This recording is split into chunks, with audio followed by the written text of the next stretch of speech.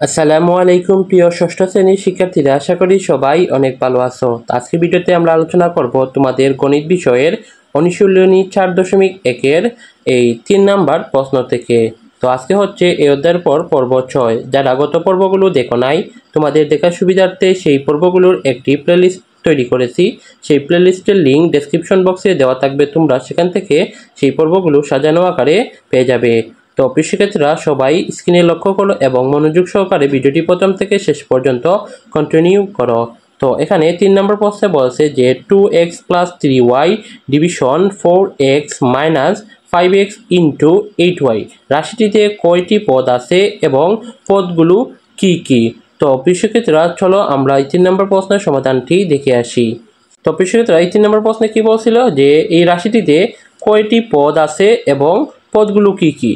তো এখানে এই যে একটি রাশি দেখতে পাচ্ছ, আমরা জানি যে পদ নির্ণয় করা এই যে যোগ এবং বিয়োগের মাধ্যমে। তো এখানে এই যে সমাধান আমরা এইভাবে লিখব যে এতে তো রাশিটিতে 3টি পদ আছে, অর্থাৎ পদগুলো হচ্ছে এই যে প্রথমে 2x যে প্লাসের আগে, তারপর হচ্ছে এই যে 3y ডিভিশন 4x এই যে মাইনাসের আগে, এই হচ্ছে 2টা পদ, আর এখান থেকে এই যে 5x × 8y এই হচ্ছে 3টি পদ।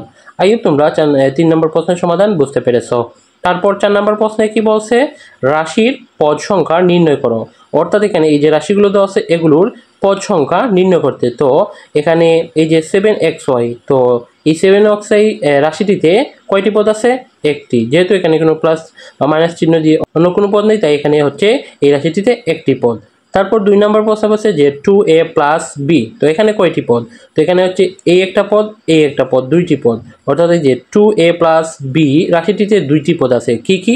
একটি হচ্ছে 2a আর আরেকটা হচ্ছে শুধু b, এই 2টা পদ। তারপর 3 নম্বর প্রশ্ন বলছে যে x - 3y + 5z এখানে কয়টা পদ? তো এখানে যে এই একটা পদ, এই যে মাইনাস আগে, তারপরে এই যে প্লাসের আগে একটি পদ, তারপরে এই একটি পদ, এর মোট 3টি পদ আছে এই 3 নম্বর প্রশ্নে। তারপর এখানে 4 নম্বরে বলছে যে 5a + 7b × x - 3c division y, তাহলে এখানে কয়টি পদ তোমরা বলো তো? যে এই একটা পদ 5a, তারপর হচ্ছে 7b × x এই হচ্ছে 2টা পদ, আর 3c ডিভিশন y এই হচ্ছে 3টি পদ। তো এই যে দেওয়া আছে। তারপর 5 নম্বরের প্রশ্নে বলছে যে x + 5x × b - 3y division c, তাহলে এখানে কয়টি পদ আছে?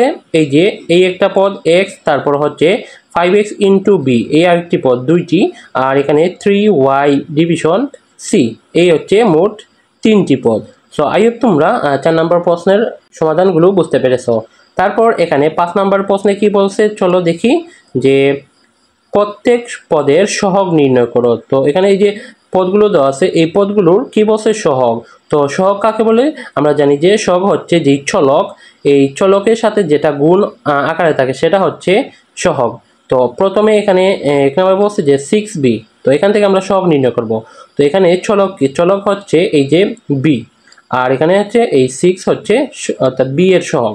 আমরা এইটা এভাবে লিখবো যে 6 × b, অতএব 6b রাশিটিতে b এর সহগ হচ্ছে 6। তারপর 2 নম্বরে বলছে যে xy, তো এই xy কিন্তু এখানে চলক, তাহলে এখানে কি সহগ আছে কি নাই? তো এই যে এভাবে লিখবে যে xy = 1 × xy, অতএব xy রাশিটিতে xy এর সহগ 1। তো এই 1 কোথা থেকে আসলো? যে এখানে এই যে xy আছে, এই xy এর আগে কোনো সংখ্যা নেই, অর্থাৎ 2 বা 3 কোনো সংখ্যা দেওয়া নেই। তো কোনো সংখ্যা যদি দেওয়া না থাকে তাহলে আমরা 1 ধরে নিব। তো এর কারণেই এখানে 1 লেখা হয়েছে। আই হোপ তোমরা বুঝতে পেরেছো। তারপর 3 নম্বরে বলছে যে 7ab, তো এখানে সহগ নির্ণয় করব। তো প্রথমে এই যে চলক আমাদের দেখতে হবে ab, এখানে আছে চলক হচ্ছে ab, তো আমরা এটা এইভাবে লিখব যে 7ab = 7 × ab। তারপর অতএব 7ab রাশিটিতে, অর্থাৎ এই ab এর সহগ হচ্ছে 7। আই হোপ তোমরা বুঝতে পেরেছো। তারপর এখানে 4 নম্বরে বলছে 2x + 5ab, তাহলে এখানে সহগ কয়টি তোমরা কমেন্ট করো। তো এখানে এই যে আমরা 2টা পদ দেখতে পাচ্ছি, একটি হচ্ছে 2x আর একটা হচ্ছে 5ab।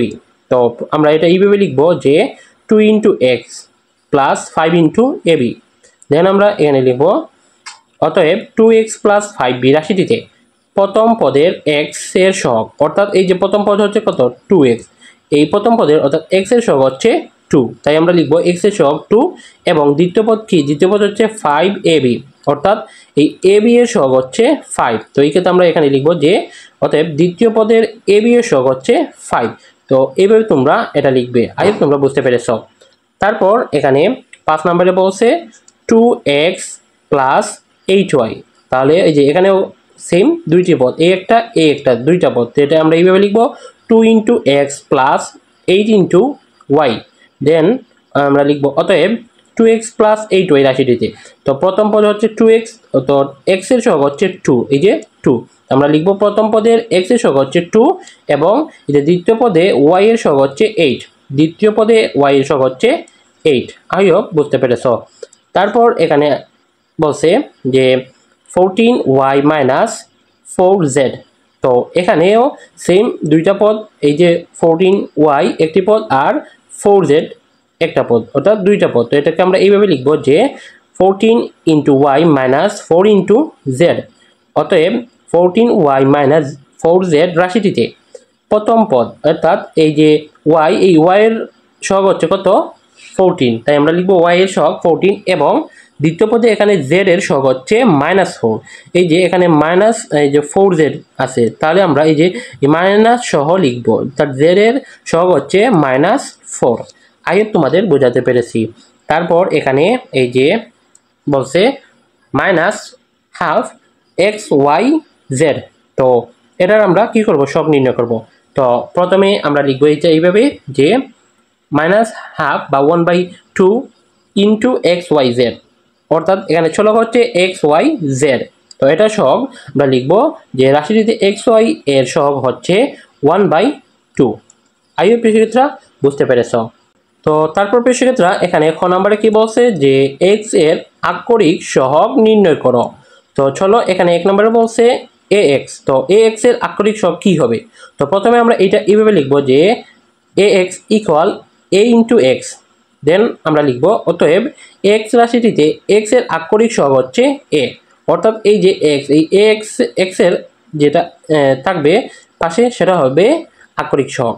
তো এখানে এই যে বলছে 2 নম্বরে ax প্লাস 3, তো এটা আমরা এইভাবে লিখব a ইন্টু এক্স প্লাস 3, দেন আমরা লিখব অতএব ax প্লাস 3 রাশিটিতে এই যে x এর সহগ হচ্ছে কিন্তু a, তো এইভাবে আমরা লিখব। তারপর 3 নাম্বার বলছে ax প্লাস bz, তো এখানেও সেম এই যে এটা এইভাবে লিখব a into x plus bz, তো এই যে x এর আক্ষরিক সহগ কি a, তো এই যে x এর আক্ষরিক সহগ a।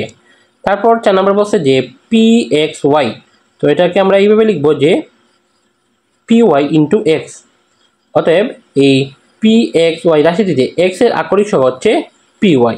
তো আই হোপ প্রিয়ক্ষেত্রা আমি তোমাদের অনুশীলন 4.1 এর 3 নাম্বার, 4 নাম্বার এবং 5 নাম্বার প্রশ্নের সমাধানগুলো বোঝাতে পেরেছি। তো আজকের ভিডিওটি তোমাদের কাছে কেমন লেগেছে তোমরা অবশ্যই ভিডিওটিতে লাইক দিয়ে কমেন্টে তোমার মতামতটি জানিয়ে দিবে এবং এই ভিডিওগুলো তোমরা কে কোন জেলা থেকে দেখতেছো সেই জেলাটির নাম কমেন্ট বক্সে লিখে যাবে, আমি দেখতে চাই কে কোন জেলা থেকে আমার ভিডিওগুলো দেখতেছে। তো প্রিয়ক্ষেত্রা আমরা নেক্সট ভিডিওতে এই যে অনুশীলন 4.1 এর 6 নম্বর প্রশ্ন থেকে সমাধান করব। তো তোমরা সেই ভিডিওটি পেতে হলে অবশ্যই আমাদের ইউটিউব চ্যানেলটিকে সাবস্ক্রাইব করে রাখবে। সো প্রিয়ক্ষেত্রা নেক্সট ভিডিও দেখার আমন্ত্রণ জানিয়ে আজকে ভিডিও এখানে শেষ করছি। আল্লাহ হাফেজ।